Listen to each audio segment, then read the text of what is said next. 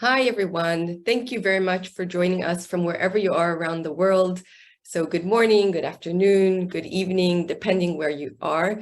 My name is Ayelet Berman, and I lead the program on global health law and governance at the Center for International Law at the National University of Singapore.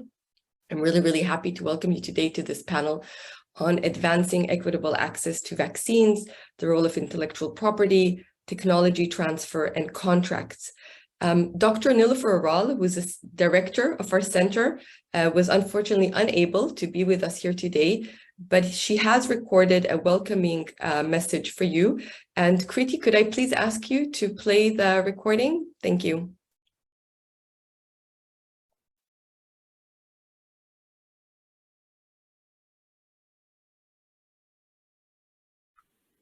As Director for the Center for International Law at the National University of Singapore, it is my great pleasure and delight to welcome you all today to this webinar where we will be discussing advancing global equitable access to vaccines, intellectual property, technology transfer, and contracts. We know that since 2020, when the pandemic first struck and the many challenges we faced and continue to face, frankly. And one of them, of course, had to do with access to vaccines. And if we must be honest, it is thanks to the vaccines that even though the virus is still with us, we are able to continue with our lives almost as it was in the pre-pandemic time period.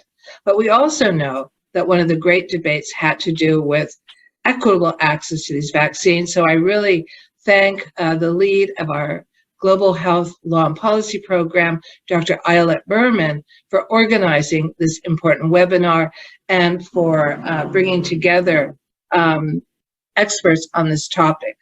And I thank the experts, the panelists who will be joining us today for sharing their views and thoughts.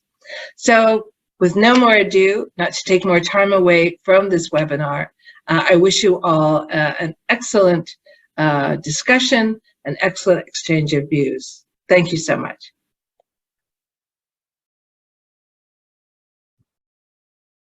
Thank you very much, Kriti. Thank you, Dr. Aral.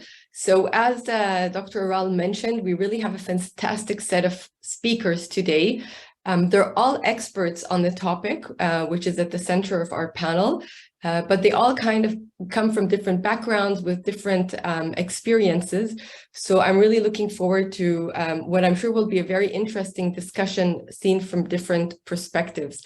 So let me please introduce the panelists to you.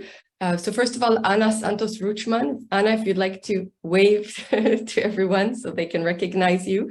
So she's a professor of law at Villanova University, Charles Widger School of Law, where she teaches and researches topics related to health law, intellectual property, innovation in the life sciences, and law and technology. She's a nationally and internationally recognized expert on vaccine law and policy and the regulation of emerging health technologies and access to medicine. Ana has published a lot in this field, too long a list for me to mention everything. So I'll just mention her most recent book, which came out this year with Cambridge University Press on vaccines as technology, innovation, barriers, and the public health. And a full biography is actually available on our website. So really, thanks for being here with us today, Ana. Then I'd like to move on to Dr. Isaac Chikwanha. I hope I'm pronouncing your name correctly. Hi, Isaac. Isaac is Senior Director for Access and Delivery at the Global Health Innovative Technology, or in short, GHIT Fund. He has more than 20 years experience as a clinician, public health specialist, and in the past 7 years, he's an advocate for equitable access to medicines. Prior to joining GHIT, he worked for Médecins Sans Frontières, MSF, for nearly a decade in numerous countries. First, he worked as a frontline field doctor and then in various project management positions, including working on access to medicines at the MSM Access campaign. So hi, Isaac, and thanks very much for being here with us today. And then Julia, our third panelist, last but not least, by any means, she's the executive director of the Global Healthcare Innovation Alliance Accelerator, or in short, GHIAA, which is a nonprofit organization that develops and promotes the use of tools and best practices for Global Health Alliance formation. She's also been a senior consultant to CEPI, so the Coalition on Epidemic Preparedness Initiative, for 5 years. She's a lawyer, global health policy consultant, entrepreneur, and certified licensing professional. She had a faculty appointment in the Duke Sanford School of Public Policy and is a former director of business development at Glaxo Wellcome, which is now known as GSK.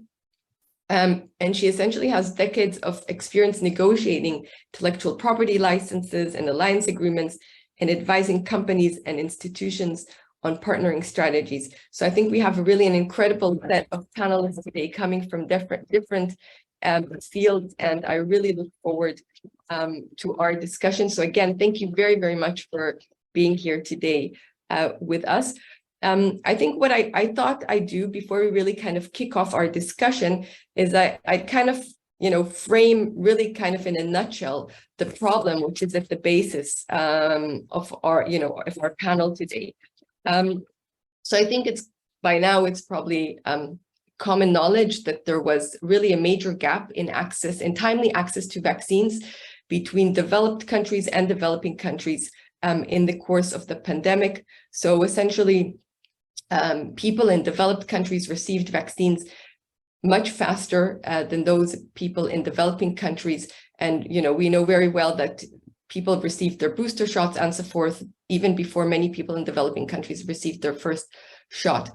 So why was that actually the case? We also know that high-income countries really could take the risk and had the funds to purchase many of these vaccines in advance before they were actually developed through advanced purchase agreements.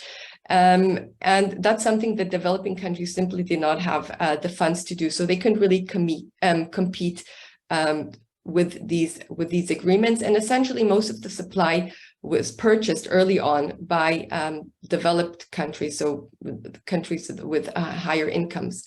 In the course of the pandemic, of course, there were initiatives also to improve distribution in developing countries. One of the kind of most significant initiatives was COVAX, which was an international procurement agency, which was set up by the WHO, by CEPI, Gavi, and then UNICEF joined later on, whose goal was essentially to provide, again, to procure vaccines and provide vaccines in developing countries, but also to provide some kind of insurance early on, also for high-income countries, because as you may recall, at the beginning, we didn't even know if we would have a vaccine at all. And their goal of vaccinating 20% of the population in developing countries by the end of 2021 was not achieved, again, mostly because of this competition with actually high-income countries, which bought up most of the supply. Then we also had, of course, countries that donated vaccinations. So all of this to say that there were efforts, but in the end, I think the outcome was clear-cut, that we had a major gap in timely access to vaccines during the pandemic, and even more so at the beginning. So there's quite a consensus understanding about that. And now we're at the stage where we're trying to start, when I say we, so the global health community at the international, but also national and regional level, we're starting to think about how do we better prepare and respond to future pandemics, because all of the scientists will tell us that it's not a matter of if, but when. So we need to be better prepared. I think one of the things that have come out quite clear-cut is that this matter of equity in access to vaccines, but also other medical products, has to be a centerpiece of some kind of future international framework. And as we speak, there are negotiations going on at the WHO on a future pandemic treaty. And there are discussions next week on what they're calling the conceptual zero draft. And there, the notion of equity is really included as a central principle and obligation.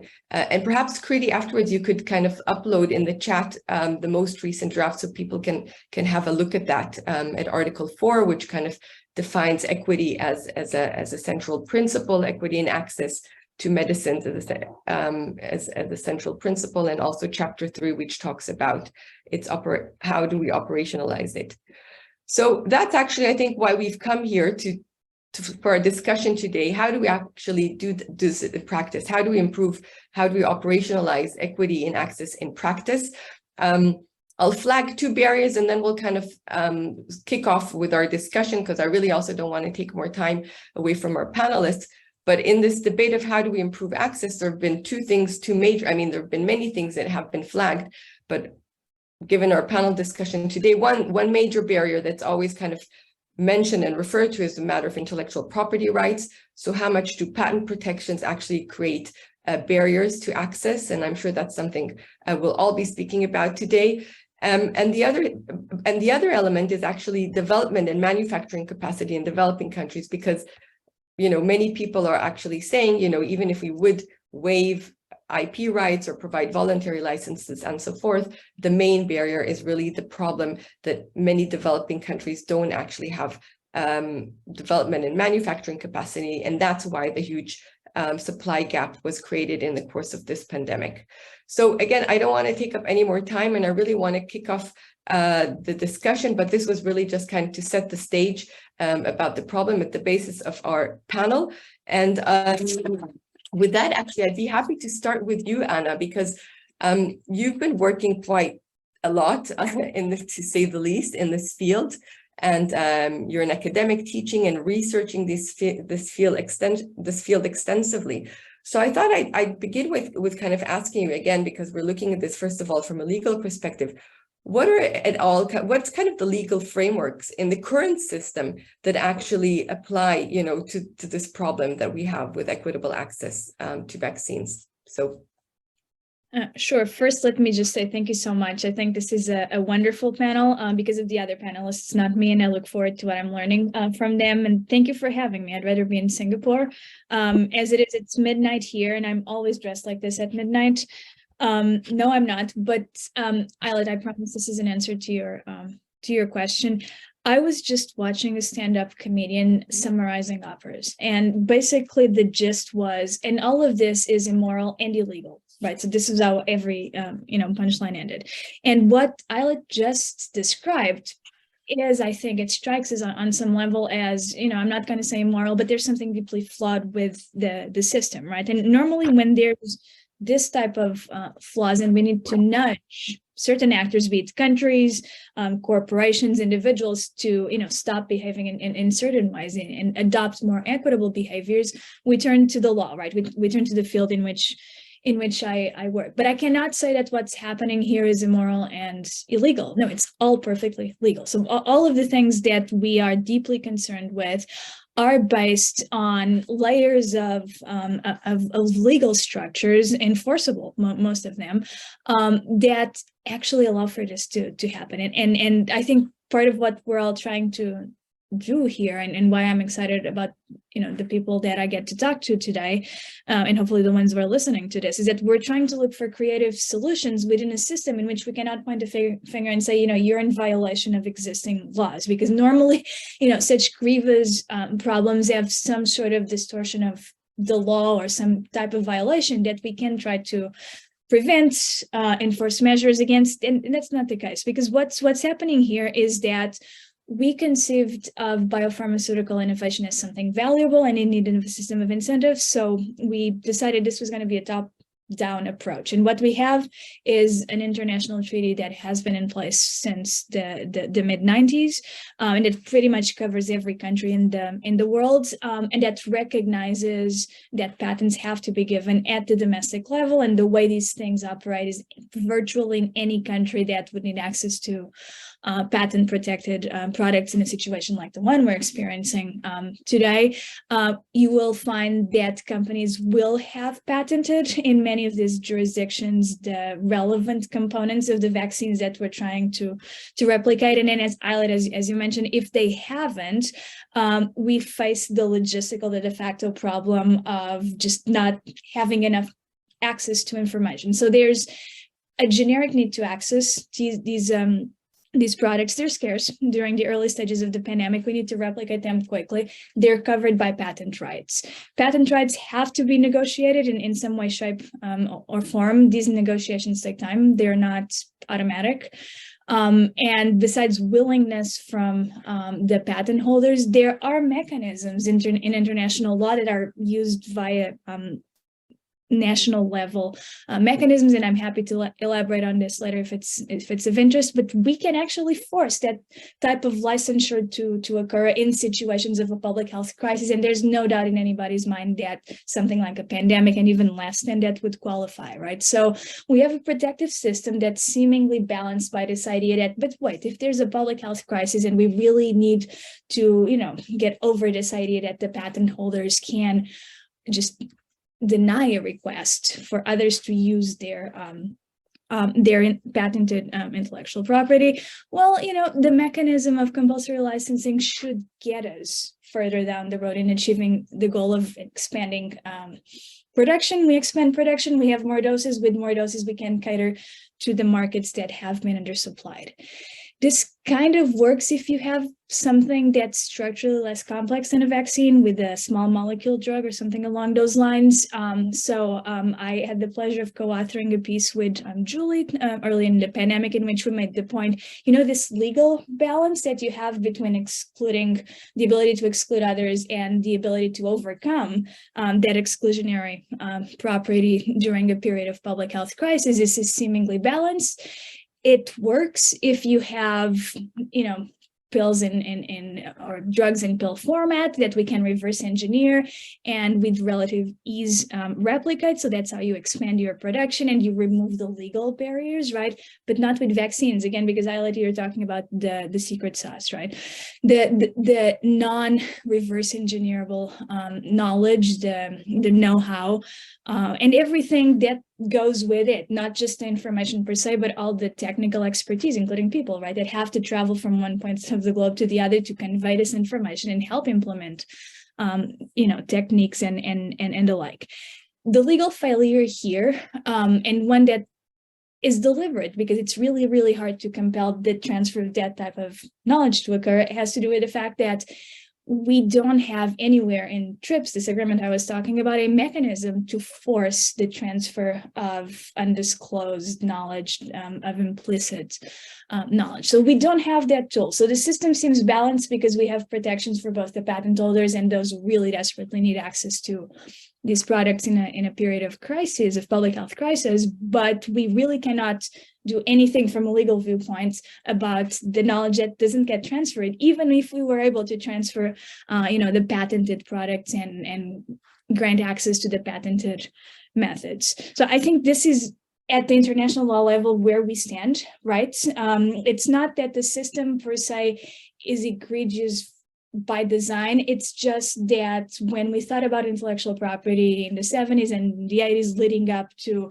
what we ended up doing in the 90s, on the one hand, technologies were different, right? A lot of the things we now require or need are much more complex products that can just be replicated with relative ease. But there's also this imbalance that, I like to address it from the sort of tail end of the pipeline perspective, but all of the negotiations that led to the legal and policy frameworks that we have in place were largely driven by higher income countries, right? So naturally, when they set up the international legal and policy regime, they were thinking primarily of, sets of interests and not necessarily that we would have pandemics happening at a faster pace, as has been the case with the previous one in 2009. We experienced this kind of nationalistic approaches, and again now, and if nothing happens in between, this is likely to be the outcome when, not if, right, the next pandemic occurs. And just highlight, if I have another minute or two, to just talk about yet another layer of, again, perfectly legal. I will say nothing about ethical or moral in the sense of how extensive use of a legal tool has resulted in such disparate access to vaccines and other medical products. But the other layer that I think we should be looking at, and I know some people on this panel are looking at closely, is that nothing in international law prevents contractual freedom. And this applies to individuals, this applies to governments, this applies to corporations. So they're still free to bargain with one another, and whatever they decide to do with patented products within certain constraints, they're free to. So one of the things they can do is to use contracts and say, well, it's a situation of scarcity, right? And in a situation of scarcity of vaccine doses, we can just contract away those doses. Pretty much is what we do, every single day with a number of very, very different goods. It's just that vaccines are particular types of health goods, right? And we are going to get in trouble on many levels, individually as populations, as countries, and eventually globally, as COVID-19 has illustrated, if we just treat, pardon my French, vaccines as shoes, right? Because of course there are profound disparities in terms of who gets to have a nice pair of shoes to, weather the elements and whatnot. But a disparity of the magnitude we have today with vaccine access has profound consequences for public health and beyond that, right, from socially to economically speaking. But that's the other thing that, again, is perfectly legal. There's nothing that's inherently wrong with these contracts that cannot be invalidated, because every single day we place orders, or somebody is placing orders. All governments, all corporations, a lot of individuals place orders for products that are in development, right? And they want to make sure they have early access to those products when they come to market. So that's what I wanted to highlight, right? That no matter where we look, be it the treaty that governs most of this, the TRIPS agreement, to the national law levels that implement the TRIPS agreement and seek to balance exclusivity versus access, particularly when the patent holder doesn't want to consent, to other types of legal instruments that actually don't get talked about as much. I think in the literature and a lot of these debates, but play a very important role in precisely these contracts. And I know other people will speak to questions of equity as they are present in these contracts or absent in some cases. But as a law professor, you called me an academic, so I'll end with that. As a law professor, that's the most striking thing. This is all legal. So if we don't intervene in some way, shape, or form, we're going to continue to have a system in which perfect uses or legal uses of existing legal tools will continue to dictate this enormous disparity. Thank you very, very much, Anna. So I think, perhaps to summarize in a sentence, what you're saying is essentially that everything that happened in the course of the pandemic was legal because, even under the TRIPS agreement, and essentially that's the problem. And that's why we're here today, because all of this was legal, and we don't really have any legal framework, not at the international, certainly not at the national, which kind of advances equity, and even matters like the TRIPS agreement, which actually has a balancing function with public health, as you mentioned, with compulsory licenses. That doesn't work so well with vaccines because they're much more complicated to produce than medicines, which are chemical compounds. And then, so what's your thought? So, going forward, how then should we, let's say, put aside, if we can, because, these are almost political matters, or mostly political matters, but how then would you envision like a reform of the international system to kind of deal with these matters, that we see more equitable access to vaccines going forward? Sure. So I can give you the more aspirational part of the answer, which is, well, we're negotiating a pandemic treaty. What is a treaty? It's a way for you to compel certain behaviors, assuming you can get people to agree to be bound by those behaviors. I'm going to go aspirational, but with a grain of salt here, right?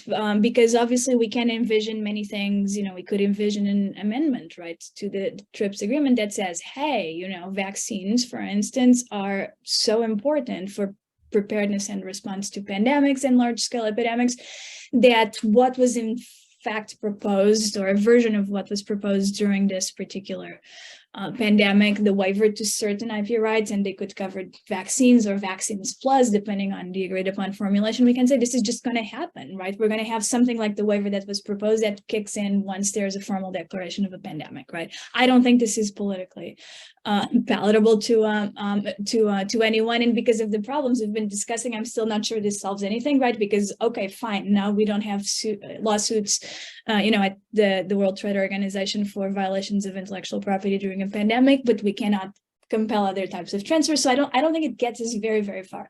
But you could do things like that, right? You could suspend enforcement of intellectual property rights, or at least know that's a possibility. Some people will be happy with that. I don't think it solves everything.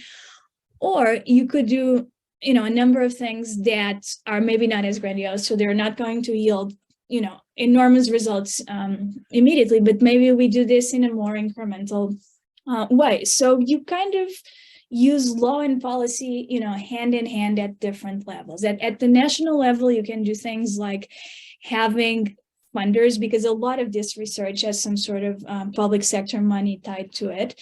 You could reserve a portion of funding, for instance, for players, could be pharmaceutical companies, could be smaller players. Likely we're talking about smaller players, maybe even universities that actually agreed to incorporate some of the equitable provisions I know other people will discuss later in the panel, in their contracts, right? Or that should a pandemic occur, they will agree to commit a set percentage of their production to an entity like COVAX, right? Could be COVAX, could be another type of entity. And if we could convince one government, an N2 and N3 and N4 and the like to do this, at least we would populate those pipelines. So that's something I've been thinking about. I wrote about with a colleague at the University of Houston called Sapna Kumar. We published a short piece suggesting this in Nature Biotech earlier this year. And this is what I mean by incremental steps.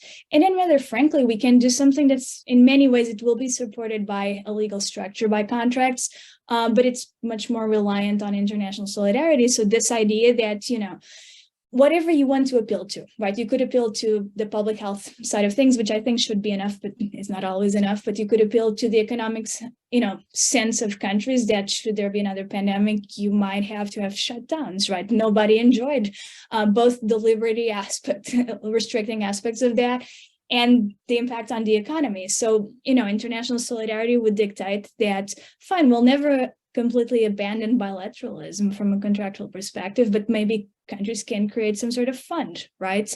They can crystallize COVAX or a COVAX 2.0 into a permanent structure, right? These are not legal interventions per se, although they're obviously supported by, a complex contractual network. But this is where I think gains can be had. I don't think it's the big request, because that's highly divisive and we know the world we live in, but minor things like this.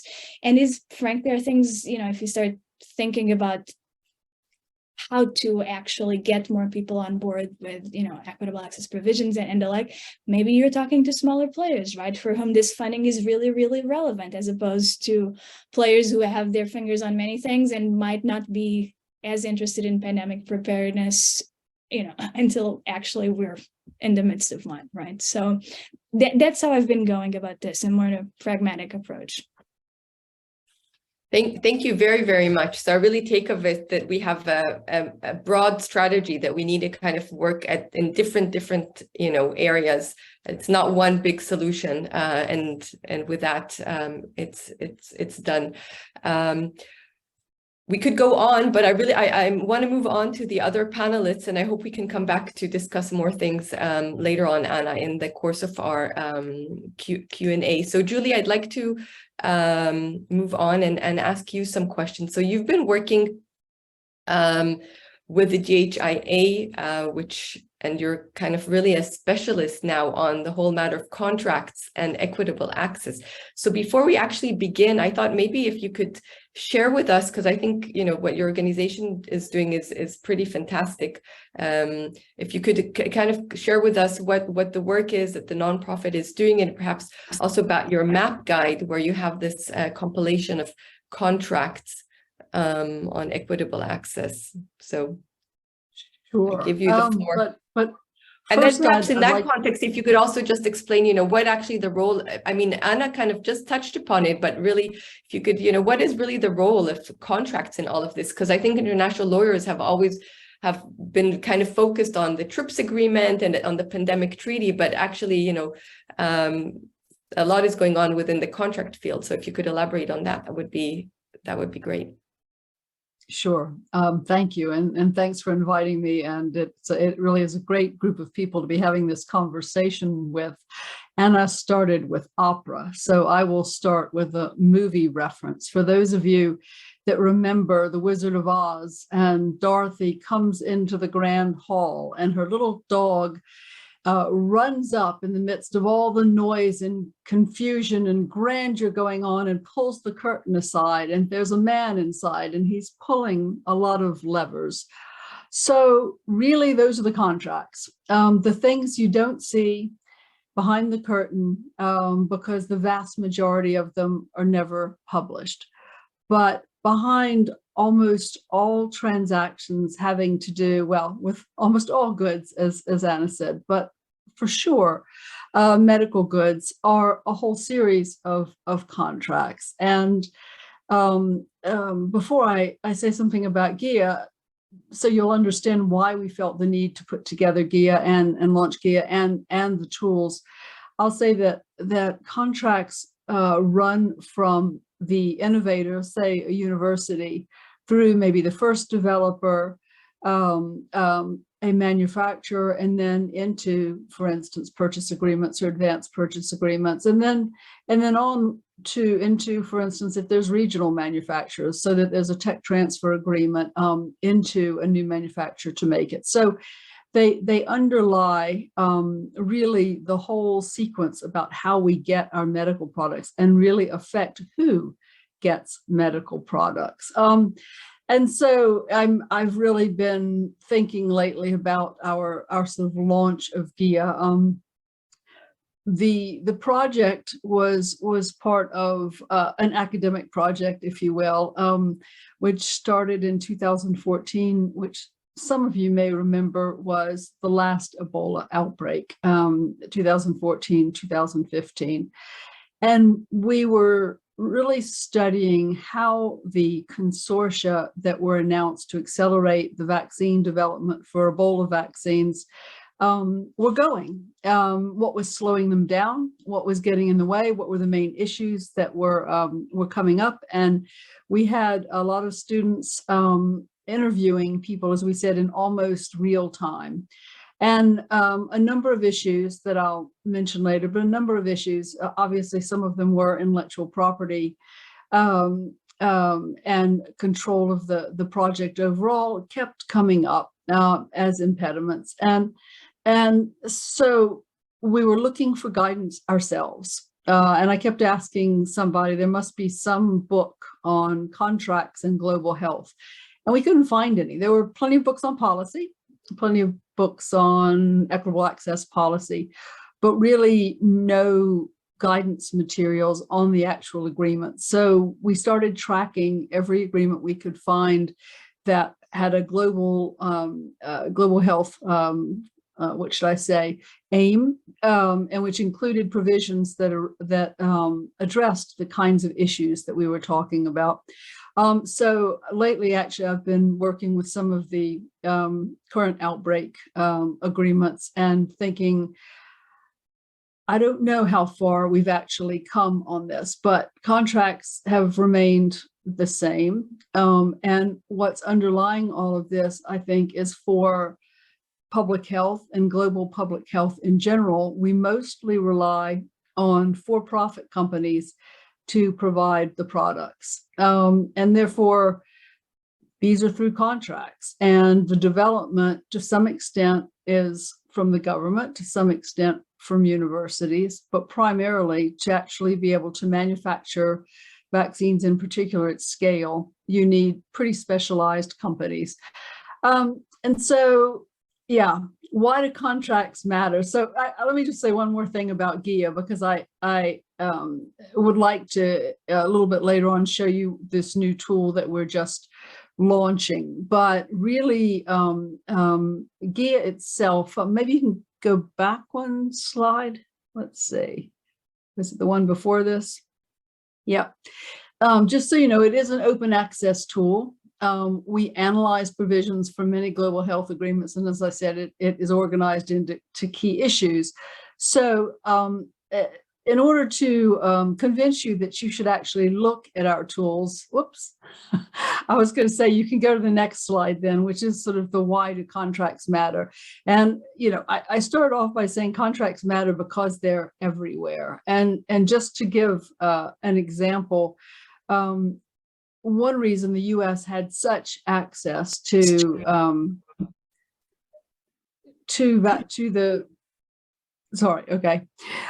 had such access to the COVID-19 vaccines had to do with the research that the U.S. government funded both internally and through companies for other kinds of diseases and on platforms that turned out to be useful for making COVID-19 vaccines.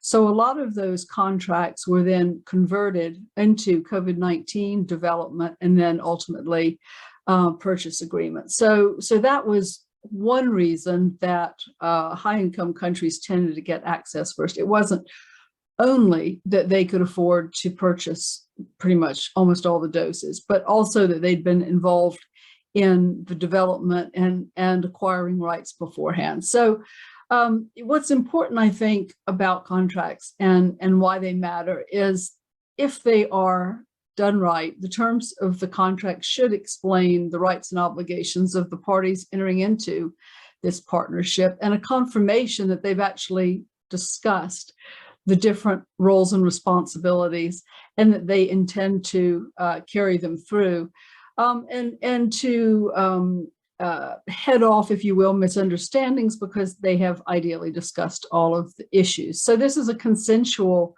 document. It also is, for the most part, enforceable. And so when you're talking about whether a party is actually providing the vaccine to the country entity that's purchased it, we've seen a little bit of litigation around these. And so at the end of the day, this is something that's enforceable. And not only that, but these different contracts, and I tried to give you a kind of a view into the different levels, they all interact. So a license from the inventor of, say, a lipid that comes into the developer of the vaccine, for the vaccine developer and manufacturer to be able to pass that through to another party that makes that vaccine in a different region, they have to also get a license to use that IP and information with that new manufacturing partner. So in other words, they have the right to sub-license as an example about how all of this works. And so we're thinking about really a long time back in the past, if you will, of this vaccine, and also thinking about in the future how all these different contractual rights pull together. So next slide, please. Okay. So again, back to the map guide. Whoops, I think we're at the very first one. Should be one after the contracts one. Let's see. Can you go forward? You may have to go forward too. I think they got swapped. Okay. Is this the one? There we go. Yeah, thank you. And I think Ayelet mentioned equitable access earlier, and everyone has a different definition of equitable access. In the map guide, you can actually look at how many different kinds of funders define equitable access. In this particular tool here, this pyramid, you can, we'll have this online probably by about 10 days from now, or you can write me and ask me for the link in the meantime, but you can click on each of these and it has a lot of discussions about the issue and what's behind here. It also has examples of provisions in real agreements that say how parties to an agreement, in this case, these are funding agreements, work with a partner to agree how the end product will become sustainable, affordable, and available, which are kind of the fundamentals of equitable access, if you will. And so when we talk about contracts and access provisions, and again, this this is meant to be an example of how a funder, and Isaac's going to talk later about the sort of goals of a funder and what they're trying to do with partners. But these are, if you will, the building blocks of equitable access. So in a contract, and so if you want the partners to develop a product that is going to reach the intended population in a way that it's going to be affordable and available to them, you need to cover or have considered all of these different issues. And a lot of times these issues are developed over the course of a development plan in an agreement through an access plan. So an access plan at the beginning of an agreement is often an attachment. It may be early stage research, so it may not have a lot in there, but by the time you're starting to have a development strategy, a regulatory strategy, and a commercial strategy, that is a pretty detailed plan of how the parties will take that forward. And when I say the parties, I should say, usually one of these is a commercial party in this instance, and one is actually a funder, or sometimes can also be a combination of funders and government. So the bottom parts of this, except for the word access in front of license. So what you see is sort of supporting provisions there. These are the kinds of provisions that are normally in a contract, almost any contract: termination rights, governance, reporting, dispute resolution, audit rights, and product specific factors. So if a particular, I'm just going to use an antibiotic in this case, also needs agreement on how and when that product will be used because you don't want it used so often. These kinds of provisions down here are necessary and take on a different cast, if you will, in an access-oriented agreement. So termination rights, you have to think, what if the developing partner can't or won't continue with the project? So what if the vaccines are looking really good? The party has agreed that they will make it and share it affordably throughout the whole world, but they get bought. And the successor in interest, the company that bought them really doesn't want to have anything to do outside of high-income countries.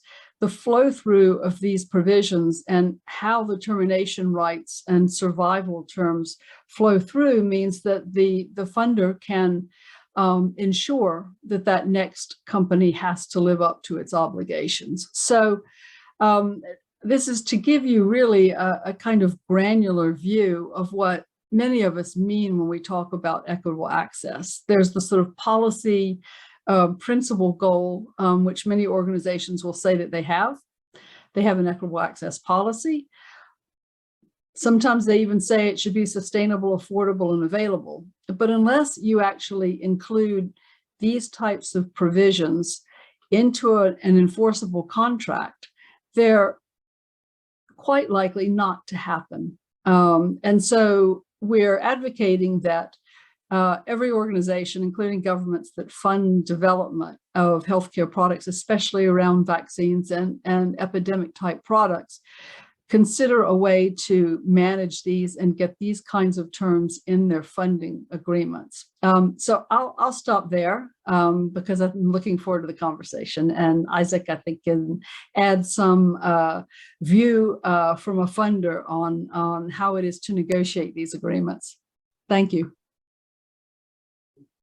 Thank you very, very much, Julia. And I really think the map guide and you know, the information you have on the website is a fantastic resource for anyone trying to draft a contract that seeks to achieve equitable access, or indeed for researchers in the field. As we're already Q2, I really would like to move on to Isaac, and then we'll hopefully get back to some follow-up questions in the Q&A session. So Isaac, you come from the GHIT fund, and so kind of bring with you a funder's perspective. So Julie was talking about contracts now, but actually we also know that some funders have actually equitable access policy. So it's really part of your policy. So could you kind of give us some background about your equitable access policies and how they're used? Yeah, thank you very much, and thank you very much for the invitation to participate in this panel. So I work for Global Health Innovative Technology Fund, which is based in Japan. We fund research and development of health technologies like diagnostics, vaccines, and therapeutics for NTDs, TB, and malaria. And we fund across multiple stages of development, from basic innovative innovations to all the way to clinical studies and field evaluations and product regulatory approval. So we do have an access policy that sets out the expectations in terms of access considerations any applicants to GHIT should expect, particularly for low-income countries and specific targeted territories. But because we do have multiple diseases, multiple technologies, and different stages of development, it brings a set of challenges in developing an access policy that captures all the access considerations that are required. For example, we encourage access considerations very early on in R&D. So, but probably at that early stage, you can't talk about pricing, but you should be thinking about affordability at some point, particularly for the targeted territories that we mentioned. So the access policy itself is not legally binding, but just provides guidelines on what is expected. So the legally binding document we have is the contract, the investment agreement, where we go into more specific details about the access consideration, depending on the product, depending on the stage of development, and depending on the disease. And there are many other factors that come into play at that point. And we do have this expectation from a funder's perspective, but we also know that the product developer also has expectations in terms of access. So at the end of the day, the contract is actually a negotiation so that you come up with a kind of a contract that is acceptable to both parties.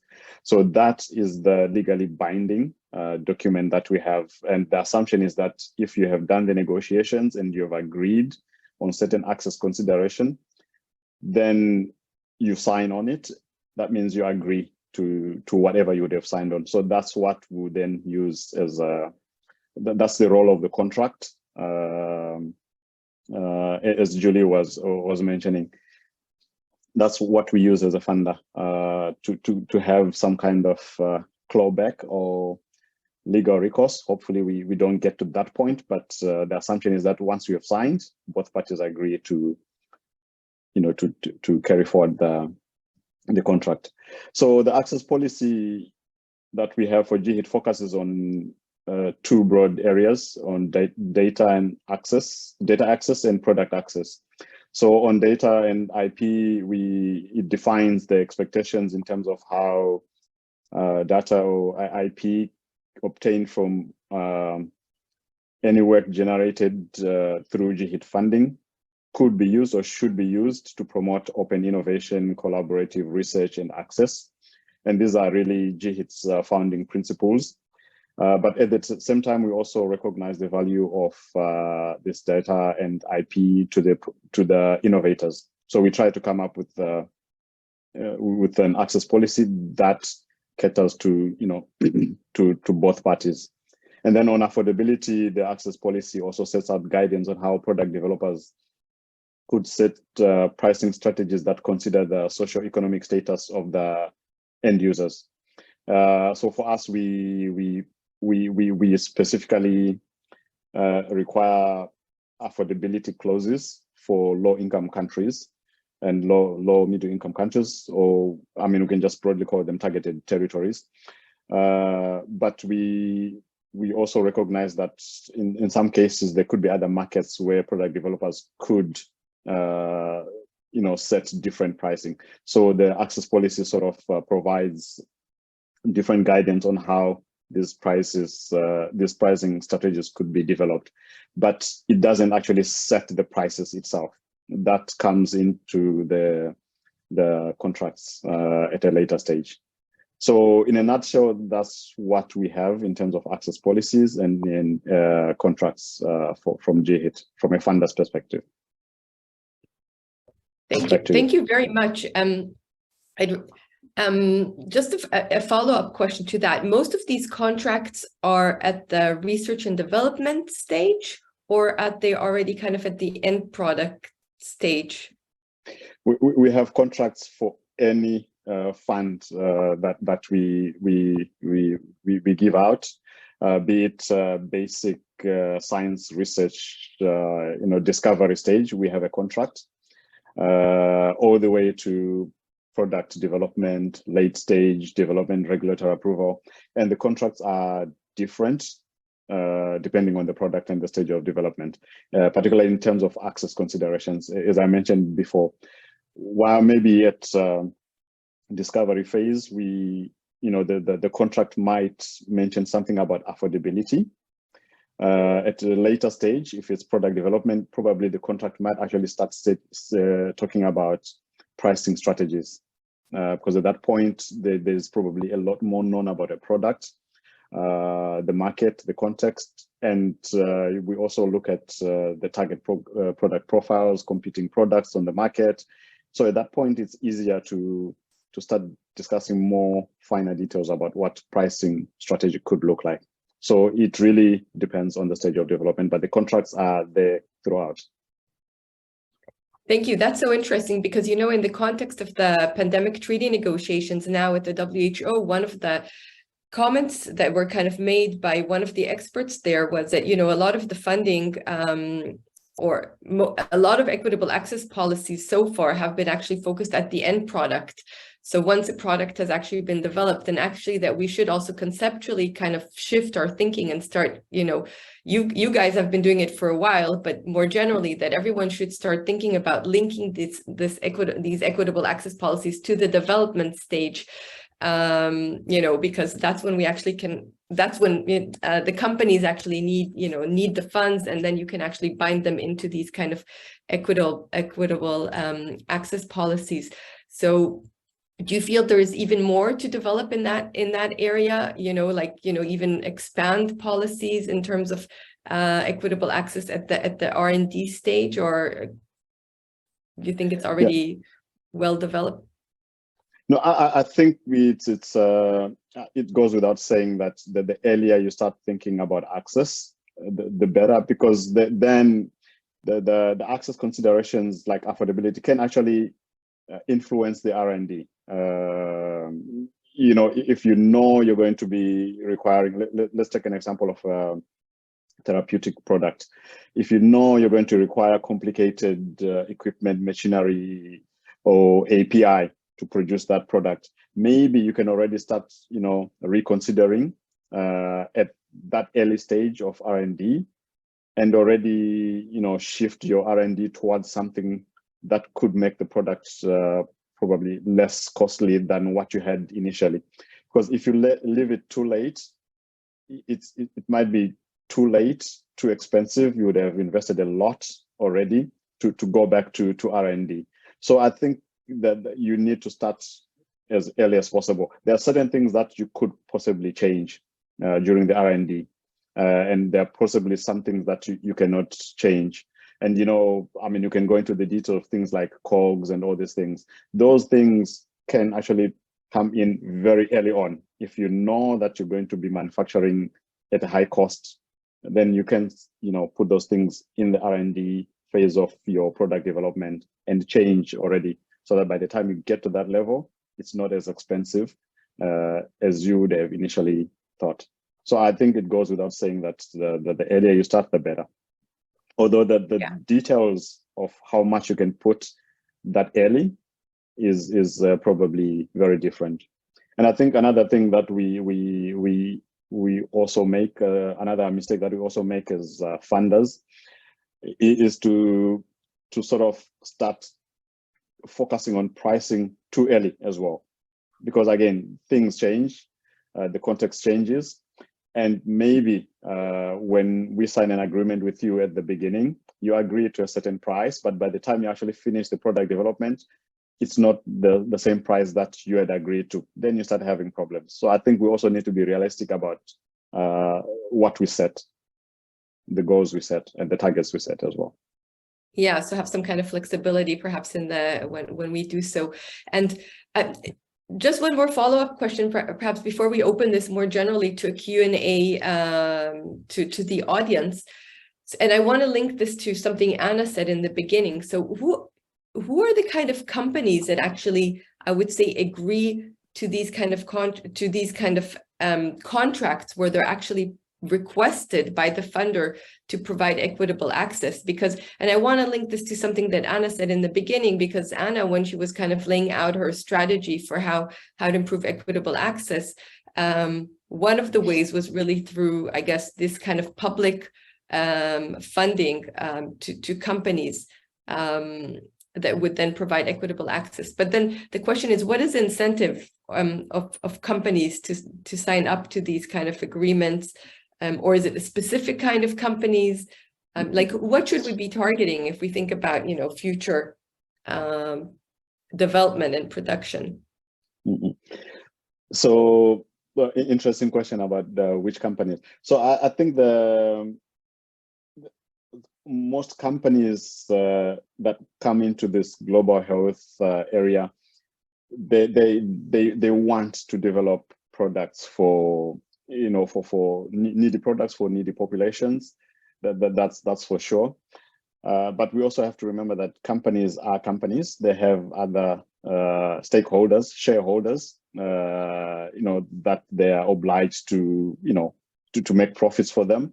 So it's I think that's where the dilemma comes in from companies, that where do they draw the balance to satisfy their shareholders, and also to provide these products to populations that might not have the the ability, the capacity to afford at a certain at a certain price level. And that's where the negotiations come in, where we negotiate with companies that it's okay, you can set different pricing depending on the different markets, and then you can still satisfy your shareholders. So I think companies do have that, but at the end of the day, it's really about how much the companies and the shareholders agree to balance that, to have to satisfy the shareholders and also to satisfy the global health needs. And for GHIT, I would say most of the product developers or the applicants to GHIT funding, they already have this, they know what GHIT stands for. We fund product development for low-income countries. So they already know this. So by applying, the assumption is that they are aware that they will be asked, to have this kind of affordability clauses. But at the same time, like one of the the key words we use in our policies is a no loss, no gain. So we don't want them to also run losses, because we want to have some kind of incentive, want to promote innovation. And if they know they're going to run a loss, they're not going to come to GHIT for funding. They're not going to go to any funder for funding, because they will run at a loss. They will run a loss. So we need to find systems where there is something for the product developers as well. I think we should. I think it's asking too much if we just asking product developers to develop and they don't get something out of it. Probably it's not sustainable. And we'll exactly, absolutely. We'll be having this debate for eternity. No, exactly. That's why my question was, what kind of companies sign up for this? Obviously, also, is it more like small companies or multinational? Do you also have multinationals that are involved in this, or is it mostly smaller companies that kind of are looking out for funds? Yeah, if you go on our website and look at our product portfolio, we have small companies that probably nobody knows about, and we have some big multinational companies like Merck, for example, that come for GHIT funding. as well. So it's really, there are companies that have that that sort of culture to develop products for low-income countries. And through this kind of private-public partnership, they can get some kind of de-risking funding, because they're not just coming in, just asking for funding from GE, they're also bringing in something as well. So that's part of their sort of de-risking R&D pathway as well. Okay, thank you very much. Before I open up the discussion to the audience, I wanted to ask you, panelists, whether you wanted to react or respond to anything that was said by the other panelists, or if you would have questions that you'd like to pose. I'd like to react to what Isaac just said, because I mean, we're talking about vaccines today, and just to give sort of two examples of talking about what kinds of companies might be involved, I think you have to think about what kinds of vaccines. So in the epidemic vaccine space, and I'm going to overgeneralize here, but there's essentially three kinds of vaccines. There are vaccines where there essentially is no consistent market. So you don't have a lot of a market incentive. So let's say that's Ebola. And then there's small market vaccines. So say travelers market, where there's not an big international market, but there is a travelers market. And then as they say, the bad cases make bad laws. There's like a COVID, so an unexpected blockbuster product that is actually needed everywhere. And so you have high-income countries versus low-income countries sort of trying to get those vaccines. So the companies that are willing to provide their vaccines to those different populations can be quite different. And their incentives for doing so can be quite different. And I think, as you said earlier, the earlier you get to them and have those discussions, the more likely you are that they will need funding and that sort of non-dilutive incentive, and the more likely they'll agree to access provisions. So I think it is product specific, market specific, and all contract negotiations are basically a matter of leverage. So depending on how much somebody wants a product, a vaccine in particular, a company may have multiple funders, it may have multiple buyers, and as it gets data which is starts to look good, then the funding opportunities start to look good, and the commercial possibilities start to look good, and they become normally rather less concerned about low and middle income countries, because they are starting to see the dollars or yen or pounds. And so for all of us that negotiate contracts for a living, a lot of it is really figuring out where you are on that leverage scale. What have you got, and what kind of incentive have you got, and to whom is that going to appeal the most? And are those companies able to provide the products that are then going to be needed for those diseases in the populations where they break out? So I just wanted to give you that kind of view into our world, which is Isaac's world as well, and certainly CEPI and other funders that specify specialize in funding of particular therapeutic and types of products. So I'll stop there. Thanks. And if I could jump in. Oh. Yes, please, Anna, go ahead, please. So I was going to jump in and just go straight to the question you asked and how you asked, because I think that's the kind of question we've not really been good at asking before. And what I mean by that is the granularity of the approach, right? Because we're going to need different incentives, different levers, different types of contracts, and the contractual moment is going to be different, right? When you interact with Pfizer or Sanofi or the like, or a completely different type of pharmaceutical company. But what I've been trying to propose, and what I would, offer as an answer to your question, is that it doesn't matter, right?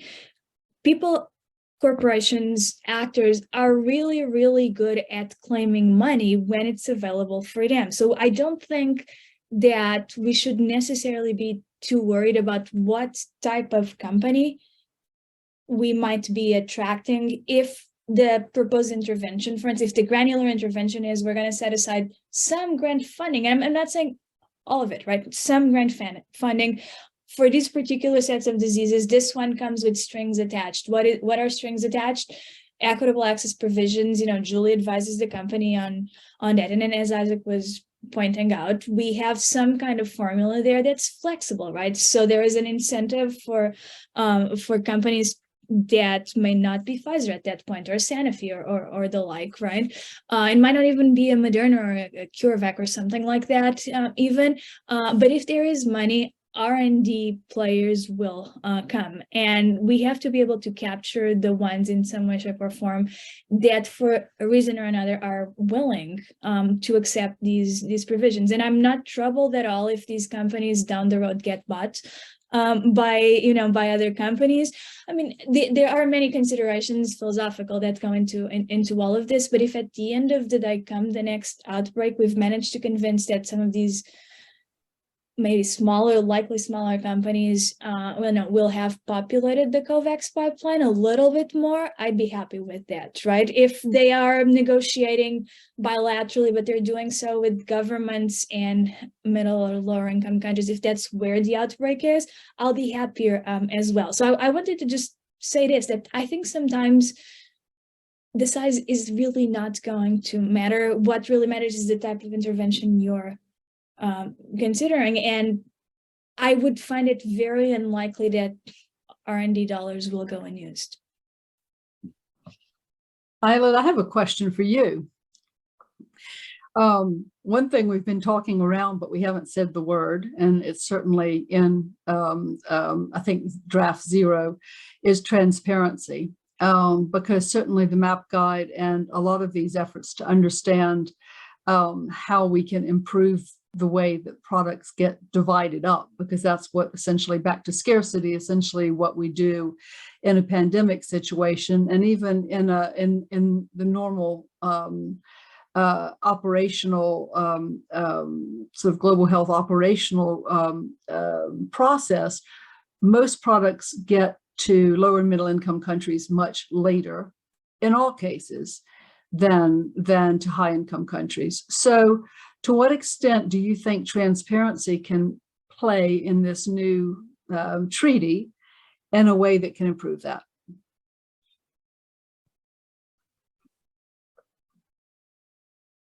Sorry, the question is going to who, Julie? That was actually for Ayelet. Oh, okay. Sorry, I had understood that you meant Isaac. I don't know. So since and I was talking just writing a about note, a follow-up question. So I wasn't entirely, so it's about the question of transparency. Could you repeat your question then, Julie? I'm really sorry. That's okay. I'll do the short version. How can increased efforts, I'll say the MAP guide, but also some of the things that are being proposed about government transparency of their purchasing of doses, how do you think that this can improve, this transparency can improve access to all types of medical products by making more of the world available, which governments are buying what kinds of products and funding what kinds of products, and how these things, I mean, again, mostly contracts, but also just different mechanisms that they're using for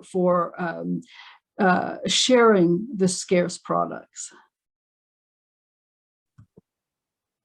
So your essentially question, if whether transparency, you think if there would be increased transparency regarding the actual contract or the pricing and all of these elements, whether it would eventually improve equitable access.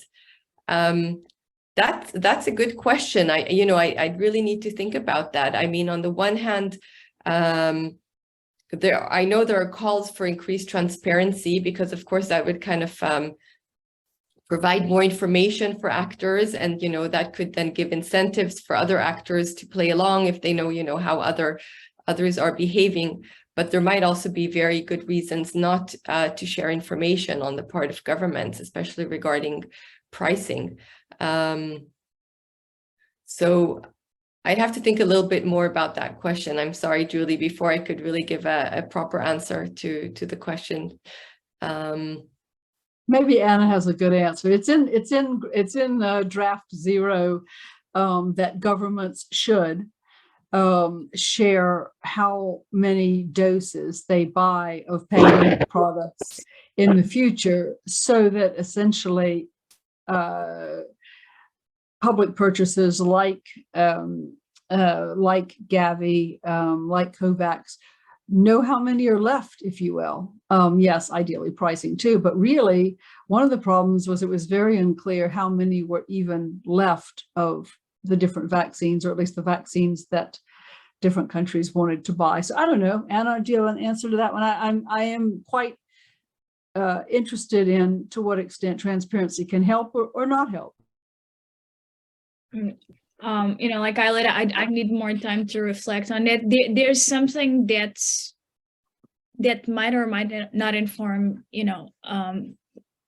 I would say both the R&D landscape and the rollout of future pandemic vaccines, to which transparency connects more immediately, which is this idea that there is a profound mistrust, affecting most of the actors involved in these contracts, right?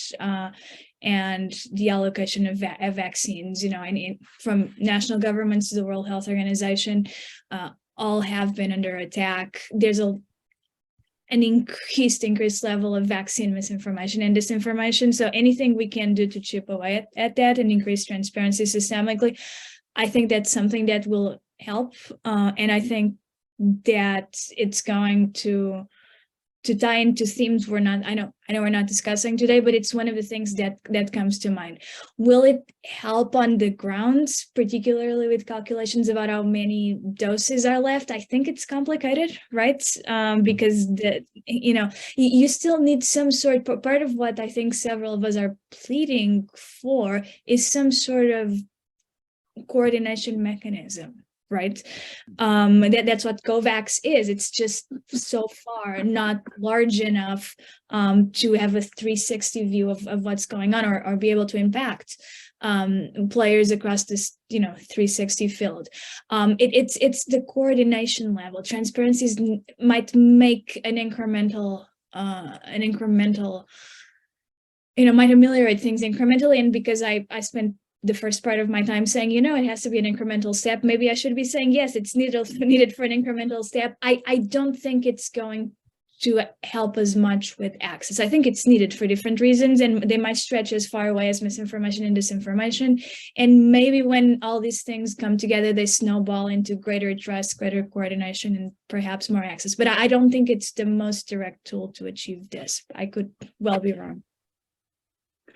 Yeah, let me then, I think now that I've had a little bit of time, a minute or two to think about it, I mean, obviously, transparency in the end is an accountability tool. And I think that's, how they're suggesting to use it, because of course we don't have compliance mechanism, we don't have enforcement mechanisms. There's no way for us really to enforce things on governments very effectively. So this is kind of, through essentially a shaming mechanism, what they're thinking of, if countries will be transparent about it, then we'll have more accountability in terms of doses.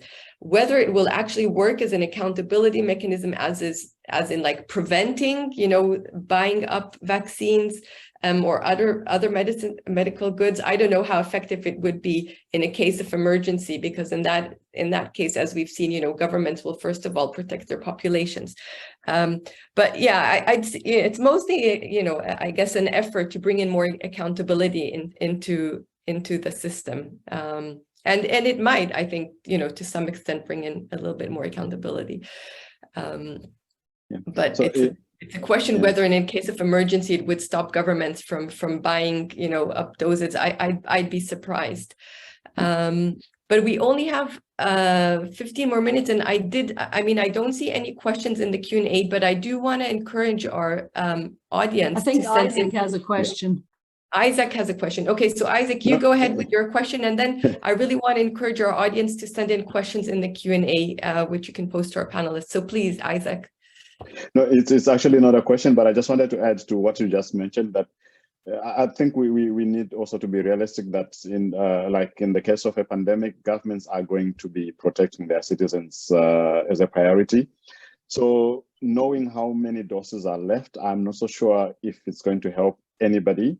But I do like the idea of being transparent about what they're going to order. You know, even if they're going to be ordering double the doses, I think that should be known.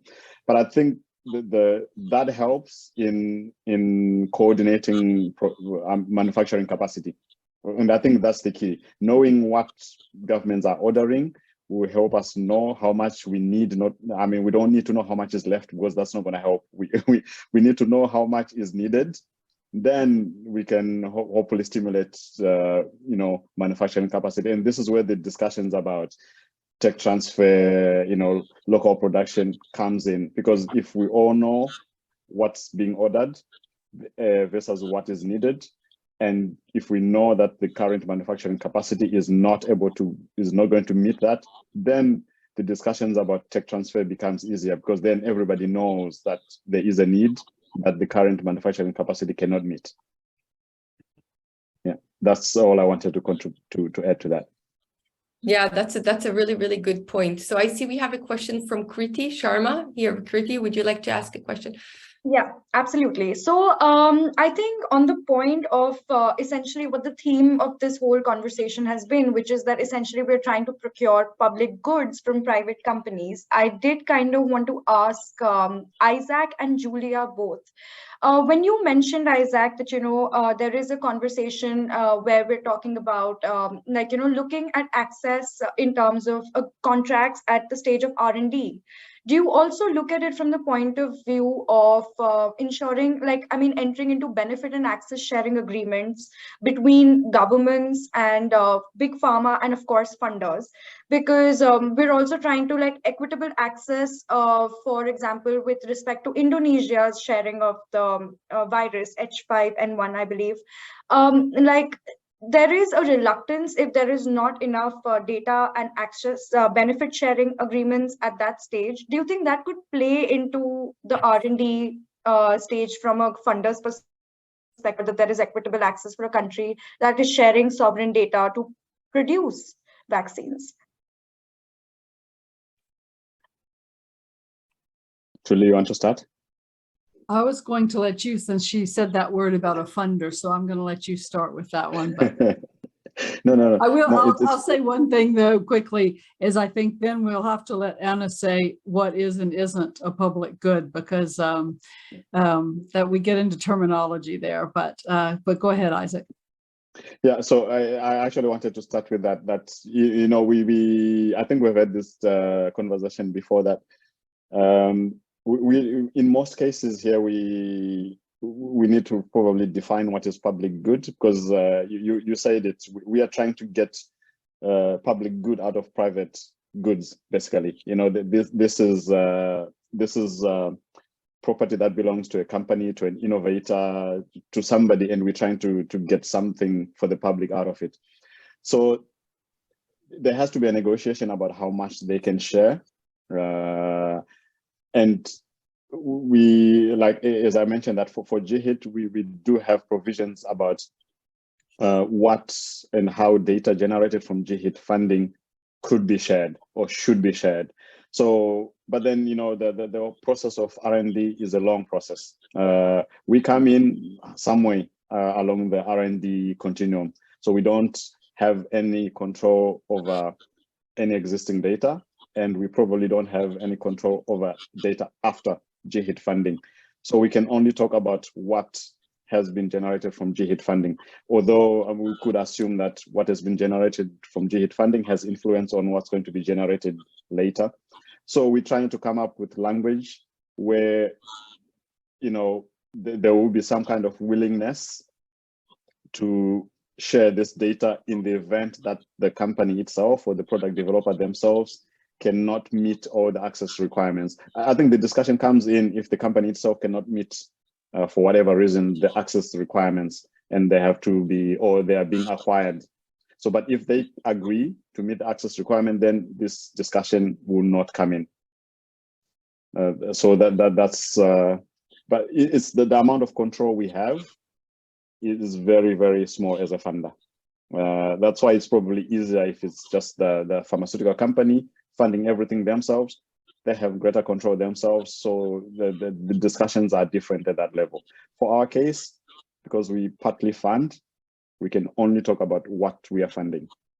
And for that, we encourage to, some kind of sharing in the event that, the access considerations are not being met.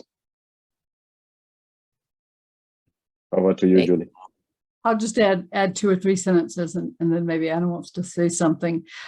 So I think, especially when we're talking about vaccines, and even more especially when we're talking about epidemics or pandemics, I mean, what is important that is in, well, all agreements, but particularly for funders to put into their agreements, I would argue, is a requirement for publication, open access publication, and prompt publication of data and clinical trial information, because you're trying to raise the level of the field, if you will. So that kind of sharing is important. And then I'm not sure, Kriti, if this is what you were getting at, but in terms of materials and samples, I think it is for those countries and populations that are providing something of value to insist that they get something of value back. And that may not be money, but it could be, for instance, access to vaccines in a timely manner if a vaccine does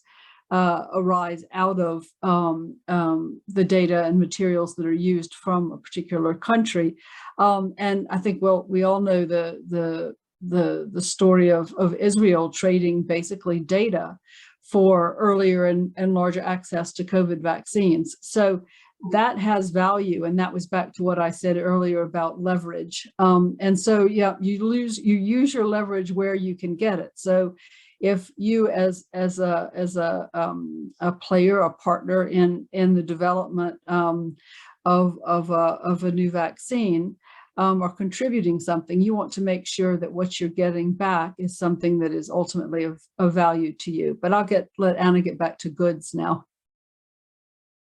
I will just add to that there are, though, some pretty severe concerns that this sort of tit for tat will create a different form of bilateralism and nationalism, which could be quite pernicious, right? We know, for instance, that China was running clinical trials in Egypt, and that was the tit for tat, right? Those populations will get first access to vaccines. And much as I would like to see, greater access in specific countries, that might not be the real epicenter of the epidemic, right? That might not align with public health need, and it also might pose some challenges from a bioethics perspective. So I'm much more on the fence when it comes to trading things under an access, to benefits framework. If you're interested in these types of things, Mark Eccleston, Turner, and Michelle Work are challenging these kinds of notions and saying, viruses will emerge, kind of randomly, and just because they emerge somewhere, maybe that doesn't give any property or quasi-property claims to the populations there. So we need a different scenario that will not, because this is randomness will help some populations while disadvantaging all the other ones in, equally or more deserving places. So that's my primary concern there. And I'll just stop. Okay, thank you very much. We have a question from the audience, and it actually links to something I've been wanting to ask. Sorry. So Terrence Tan is asking, is this just an access problem? Even if companies allow the sharing of know-how, can the countries, are they able to manufacture without further financial support? And do they have the skilled workers or materials to manufacture at large scale? Are we able to sustain maintenance of manufacturing facilities during non-pandemic years? So this really links into something I spoke about at the beginning, this, manufacturing capacity in developing countries. And yeah, so how would you like to answer, and perhaps also, Julie, you could then also maybe address, what role contracts would have in developing this kind of manufacturing capacity, and perhaps also you, Isaac, these equitable access policies, do they have kind of technology transfer or other elements? So let's talk about, this whole issue of manufacturing capacity. So who'd like to go? And I think that'll be our last question, because we're already reaching the end of our time. Who'd like to go first with their answer on this? Yeah, I can go. Go ahead, Isaac. Okay. So I do agree with Terence that, access to the data or to IP or to tech transfer is just one of the steps, but there is a whole, and we have seen this with the COVID vaccines. First, there was the issue of the tech transfer itself, the IP and everything. But then, we had like manufacturing, buildings had to be put up, people had to be trained, API had to be obtained. There's the whole production process itself. So the data itself is just one of the pieces of the much bigger puzzle. So there has to be that capacity to actually use that data to get the products that we want at the end of the day. Otherwise, sharing is probably the least of the problems, actually, in this case. It's negotiable. But if after you have shared, you still need a few $1 billion to put up the infrastructure, then that's a different story. Yeah, that's all from my side. Yeah. I'll just add two things. One is I was a co-author on a paper that's actually on the GEA website. So if you are thinking of becoming a regional manufacturer from fill finish type regional manufacturer to a full scale manufacturer, here's all the things you need to consider, and here's all the contracts that will be involved along the way. So you can find that on our website, I think, under resources. I think the biggest challenge is sustainability, or we should say again, a sustainable market. So if a region is going to set itself up as the supplier of which vaccines, who's going to buy it? For a while, it's going to be more expensive than buying them perhaps from India. So you need a funder and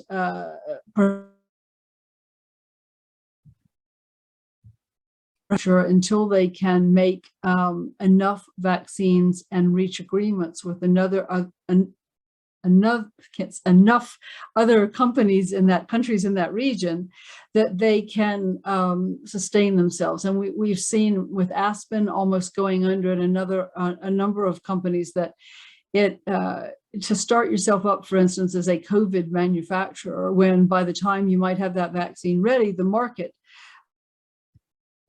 down is kind of a recipe for disaster. Nevertheless, the learnings for sort of self-sufficiency are valuable. So the funding to keep those things going is really important, because there are not a lot of incentives right now for those manufacturers to keep going. Thanks. Anna, would you have anything else you'd like to add? I will just briefly point out that, these manufacturing facilities and, the experts that will have to populate them, they do not work on a disease-specific basis, right? They can be multi-purpose, and they can be catering to non-pandemic R&D or manufacturing as well. So, if anything, what we've learned over the past decades is that collectively we've done poorly. Right, very, very poorly in terms of tending to the public health needs of these lower income regions. So this is what makes sense to me, right? This makes and this is actually much more doable than anything I have proposed in a lot of the asks we have made tonight. And this idea that vaccines for other types of diseases could, not everything, right, but could also be manufactured, or components that go into other drugs. And I think this is going to be critical. It's not strictly a legal problem there, but I think it's one of the crucial pieces moving forward. And we're seeing, right, those regional structures emerge, and that gives me some hope about what's to come. Okay, thank you very, very much. This brings our time to a close. I really want to thank very much our panelists for all of their very interesting insights. I'd like to thank our team at CIL, Jerry Neg and Kriti Sharma for helping out behind the scenes with organizing this panel. And of course, I'd like to thank our audience for tuning in. A recording of this will be available on our website and I believe also on our YouTube channel. So thank you very much and I wish you all a good day, evening, night, again, wherever you are around the world. Thank you very much. Thank you.